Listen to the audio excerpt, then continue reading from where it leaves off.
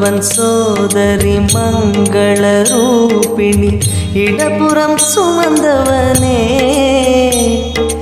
தாயினை சுமந்த நீ பிள்ளையை விடுவது, தாயினை சுமந்த நீ பிள்ளையை விடுவது நியாயமோ ஈஸ்வரனே?